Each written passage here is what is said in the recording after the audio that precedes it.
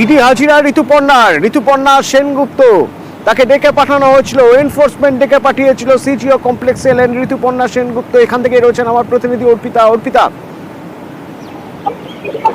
দেখো, এই মুহূর্তে ঋতুপর্ণা সেনগুপ্ত তিনি কিন্তু সিজিও কমপ্লেক্সে এলেন এবং তিনি সিজিও কমপ্লেক্সের ভেতরে তিনি প্রবেশ করেছেন।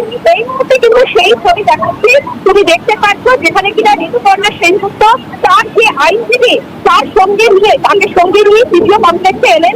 রেশন দুর্নীতি মামলায় ঋতুপর্ণা সেনগুপ্তকে তলব করা হয়েছিল গত 5ই জুন, কিন্তু তিনি আসতে পারেননি, কারণ তখন তিনি বিদেশে ছিলেন।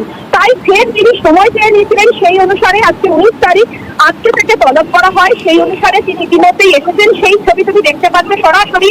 ঋতুপর্ণা সেনগুপ্ত তার আইনজীবীর সঙ্গে তিনি এখানে এসেছেন এবং তাকে আজকে জিজ্ঞাসাবাদ করা হবে, কারণ ইডির যারা মহিলা অফিসার যারা রয়েছেন সেই অফিসারের সামনে বসিয়ে তাকে কিন্তু আজকে জিজ্ঞাসাবাদ করে তার বয়ান রেকর্ড করা হবে। কারণ রেশন দুর্নীতি মামলায় মূলত ইডি সূত্র থেকে খবর যে এক মন্ত্রীর সঙ্গে তার যোগাযোগ ছিল এবং সেই যোগাযোগের ভিত্তিতে বেশ কিছু মানি ট্রেনের বেশ কিছু অংশ, সেই অংশের কিভাবে তার সঙ্গে যোগাযোগ এবং এই তার কতগুলি ব্যাংক অ্যাকাউন্ট কতগুলি রয়েছে, কতদিন ধরে তাকে চিনতেন, এই সম্পর্কিত একাধিক তথ্য জানতে চায় ইডির আধিকারিকরা। কারণ এই প্রাক্তন এই মন্ত্রীর সঙ্গে কিভাবে তার যোগাযোগ, মানি ট্রেল যে হয়েছিল সেই বিষয়ে বেশ কিছু তথ্য উঠে এসেছে গোয়েন্দাদের হাতে।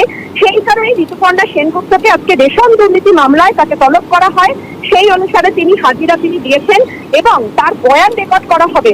তবে ঋতুপর্ণা সেনগুপ্তের এই যে যোগাযোগ বা এই যে মানি ট্রেল, সেই মানি ট্রেলের কানেকশন কিভাবে হয়েছে, সেটা কিন্তু নগদে হয়েছে কিনা এবং তার কতগুলি ব্যাংক অ্যাকাউন্ট রয়েছে, সেগুলি কার নামে রয়েছে এবং এই প্রাক্তন এই মন্ত্রীর সঙ্গে কিভাবে মানি ট্রেলের যোগাযোগ, সেই সূত্র ধরেই কিন্তু আজকে তাকে জিজ্ঞাসাবাদ করে তার বয়ান রেকর্ড করবে।